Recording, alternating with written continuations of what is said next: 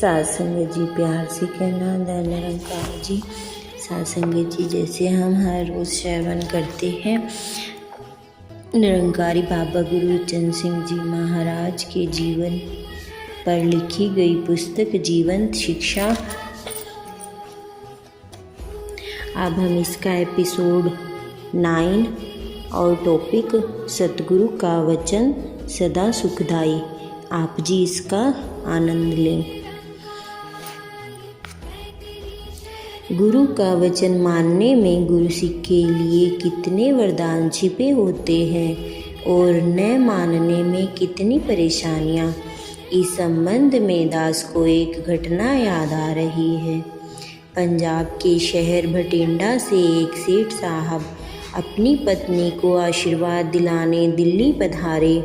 उनकी पत्नी काफ़ी समय से बीमार थी और बड़े से बड़े डॉक्टरों का इलाज भी उससे ठीक नहीं कर पाया था।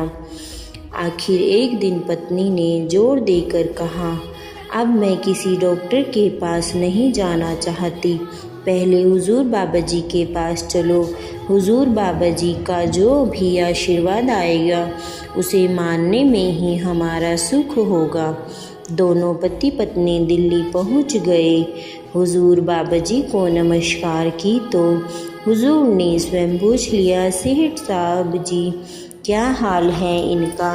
पत्नी की ओर संकेत करते हुए भक्त को अपनी व्यथा कहने की हिम्मत मिल गई। सेठ साहब ने कहना शुरू किया, बाबा जी कोई भी बड़े से बड़ा डॉक्टर नहीं छोड़ा। अब तो हम दोनों यही विचार है कि जो भी आपका हुक्म आएगा वही हम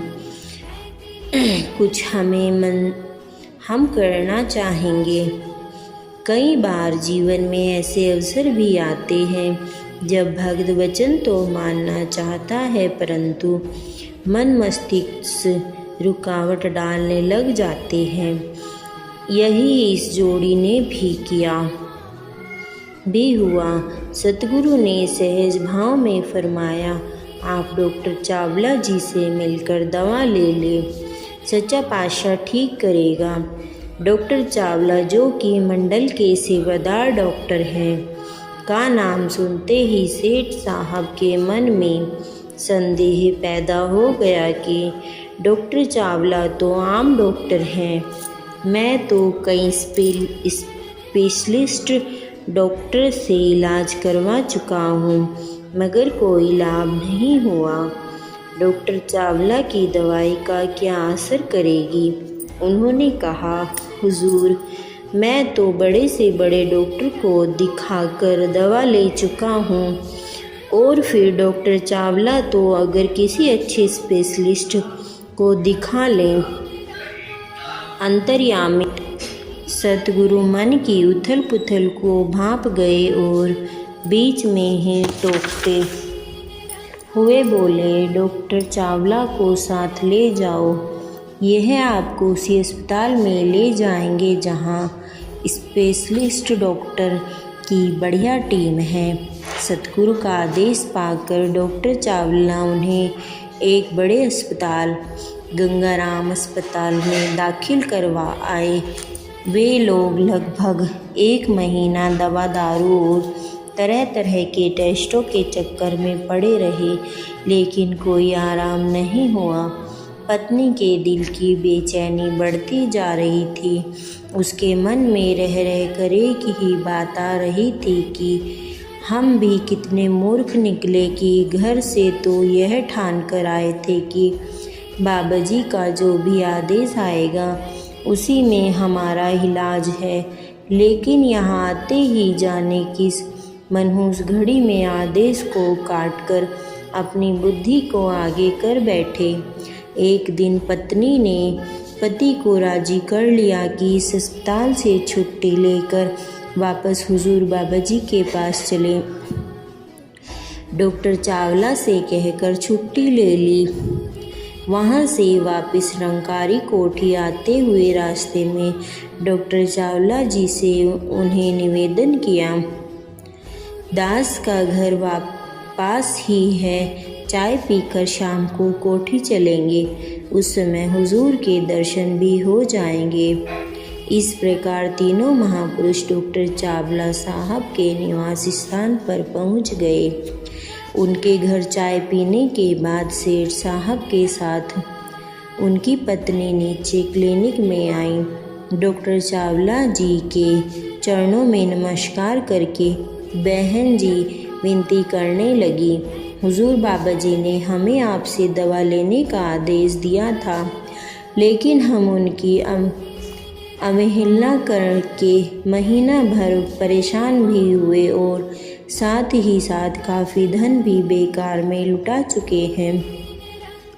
अब आप हमें माफ़ कीजिए और दिल से दवा दीजिए, क्योंकि मेरा अंतकरण बार बार यही पुकार रहा है कि अगर मैंने ठीक होना है तो केवल आपकी दवाई से। डॉक्टर साहब ने बिना किसी हील उज्जत के उन्हें 1 सप्ताह की दवा दे दी। अब उनके चेहरे से संतुष्टि के भाव झलक रहे थे, क्योंकि उन्हें विश्वास हो चुका था कि इस दवा ने ठीक करना है, जिसमें मेरे हुजूर के वचन की ताकत छिपी हुई है। शाम को कोठी आकर यह दंपत्ति हुजूर बाबा जी से मिले, सारी बात कह सुनाई और साथ ही क्षमा मांगी कि आज्ञा न मानने के कारण हमें महीना भर तन मन और धन करके परेशान होना पड़ा है। सतगुरु बाबा जी ने सिर पर हाथ फेरा, आशीर्वाद दिया और दंपत्ति की तसल्ली हो गई। वे वापस भटिंडा चले गए। दातार की कृपा से 1 सप्ताह की दवाई से ही बहुत ठीक हो गए। सप्ताह बाद वह फिर हुजूर को नमस्कार करने और डॉक्टर चावला से एक बार फिर दवाई लेने के लिए दिल्ली आए। कुछ दिनों बाद ही पता लगा कि अब वह एकदम ठीक हो चुके हैं और सारा परिवार सेवा सत्संग सिमरन के साथ जुड़ा हुआ है। अब सेठ साहब और उनकी धर्मपत्नी कोई भी संगत हो, कहीं महापुरुषों का समूह इकट्ठा हो, वहाँ यह बात अवश्य सुनाते हैं और समझाते हैं कि गुरु के वचन के ऊपर कभी अकल, चतुराई और बुद्धि का पर्दा मत पड़ने देना, वरना हमारी तरह तन मन धन की परेशानी सहन करनी पड़ेगी। गुरु का वचन आ जाए तो चुटकी भर राख की पुड़िया भी आराम दे सकती है, वह चाहे बड़े से बड़े डॉक्टर भी फेल हो जाए। इस दंपत्ति की आप बीती के साथ साथ ही दास को अनेकों अन्य घटनाएं याद आने लगी, जब केवल गुरु के वचन ने ही गुरसिक को डॉक्टर और अस्पतालों का मुंह तक नहीं देखने दिया। ऐसा ही एक दृष्टांत है भाई साहब वासुदेव जी का, जो आजकल सेवा दल विभाग में अधिकारी की सेवा निभा रहे हैं। उस समय वह नागल में रहते थे।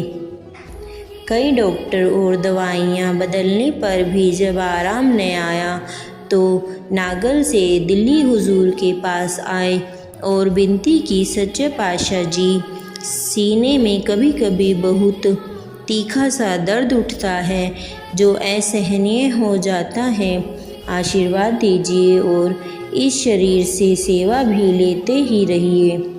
हुजूर का वचन आया, कोई दवाई ले लो। भाई साहब जी वापस नागल चले गए और वहाँ केमिस्ट के पास जाकर कहने लगे, दर्द की कोई गोली दे दो। वह एक दर्द की गोली तो केवल बहाना थी, ठीक तो पहले ही आशीर्वाद से हो चुके थे, क्योंकि विश्वास दिल में आ चुका था कि अब मैं बिल्कुल ठीक हूँ। आज 25-30 वर्ष हो गए, फिर कभी वही दर्द सहन नहीं करना पड़ा। इस प्रकार पूज्य जोगिंदर सिंह जी निरंकारी अम्बाला वालों ने के जीवन की घटना भी यही बताती है कि गुरु के वचन में बहुत शक्ति होती है। निरंकारी जी को डॉक्टरों ने यह कहकर जवाब दे दिया कि टीबी है और वह नाजुक स्टेज तक पहुंच चुकी है। उनकी धर्मपत्नी मंजीत जी और परिवार ने जब जब हुजूर बाबा जी के पास विनती की तो हुजूर ने आदेश दिया कि उन्हें मसूरी भेज दो। निरंकारी जी आदेश मानकर मसूरी पहुंच गए। गर्मियों के दिन थे। हुजूर बाबा जी खुद भी उन दिनों मसूरी में ही थे। इसी कारण वह संगतों में भी तांता लगा रहता था। निरंकारी जी संगतों का आनंद लेते रहे। जब केवल 28 दिन मसूरी रहने के बाद वापस आए तो उन्हीं डॉक्टरों से ही चेकअप कराया। डॉक्टर खुद हैरान थे कि बीमारी का तो अभी कहीं कोई नामो निशान नहीं दिखाई देता। दास के पास जब भी महापुरुष आकर अपनी आप बीती सुनाते हैं तो दास एक ही बात कहता है कि जब गुरसिक का विश्वास और गुरु की रहमत इकट्ठे हो जाते हैं तो तकदीर पलटने में कोई देर नहीं लगती। पूज्य निरंकारी जी ने वचन माना और केवल मसूरी जाने से ही इतनी गंभीर बीमारी से छुटकारा पा लिया। रह रह कर ध्यान आ रहा है कि ताकत तो हुक्म मानने में ही है। सतगुरु के वचनों में बहुत ताकत होती है। गुरु का शब्द ही गुरसिक के जीवन का आधार होता है।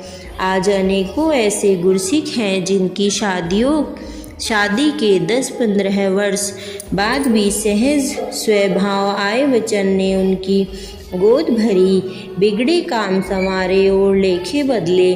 कई बार गुरसिक वचन को झोली में डाल लेता है और कई बार वचन सुनकर अनसुना करके अपनी मर्जी करने लग जाता है। जब गुरसिक वचन पर अटल विश्वास कर लेता है तो सब कुछ संभव हो जाता है। परंतु अगर कहीं थोड़ा सा भी संदेह आ जाए या मनमानी कर ले तो काम बिगड़े के बिगड़े ही रह जाते हैं। गुरु के वचन को पकड़ने और समझने के लिए गुरसिक का सचेत होना आवश्यक है, वरना कई बार हम इस तरफ ध्यान ही नहीं देते कि खुद को खुश करने की धुन में मनमर्जी कर बैठते हैं। यही इस छोटी सी घटना से देखा जा सकता है। 1977 जनवरी की बात है। फिल्म इंडस्ट्री का प्रोग्राम फोटोग्राफ भाई साहब शंभुनाथ तिवारी मुंबई वालों के साथ सत्संग में आया। उसने बाबा जी के बहुत से फ़ोटो खींचे। संगत की समाप्ति के बाद जब हुजूर भवन पहुँचे तो वह भी वहाँ पहुँच गए।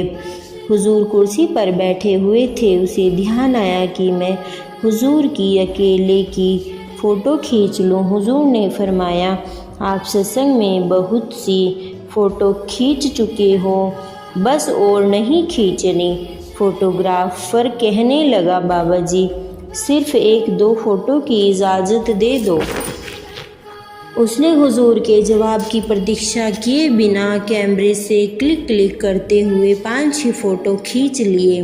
उसके मन में यह ध्यान था कि हुजूर का कोई कुछ अच्छा सा पोज बन जाए तो मार्केट में बहुत ग्राहक मिल सकते हैं। जब उसने रील धुलवाई तो उसके आश्चर्य की कोई सीमा न रही, क्योंकि रील में सभी फ़ोटो थे, लेकिन वह 5-6 फ़ोटो नहीं थे जो उसने बाबा जी के मना करने के बावजूद खींचे थे। यह बात उसने पूज्य तिवारी जी को जब बताई तो उन्होंने समझाया कि हुजूर सच्चा पातशाह मन की भावनाओं को पढ़ लेता है। आपके मन में फ़ोटो का व्यापार करने का ध्यान आया और आप फ़ोटो पर फ़ोटो खींचने लगे, परंतु हुजूर की ऐसी इच्छा न थी, जिस कारण आपका कैमरा आपकी फ़ोटो न खींच सका। इस फोटोग्राफ को हृदय एक विशाल और समर्थ सतगुरु के आगे इतना झुक गया कि उसने ब्रह्म ज्ञान प्राप्त कर लिया और आज तक विश्वासी भक्त बनकर जीवन जी रहा है। इसीलिए संत महापुरुष समझाते हैं कि हमें सतगुरु के हर एक वचन को हमेशा हाजी करके मानते रहना चाहिए। इसी में ही हम सब की भलाई होती है। साथ संगत जी, प्यार से कहना। धन्यवाद जी।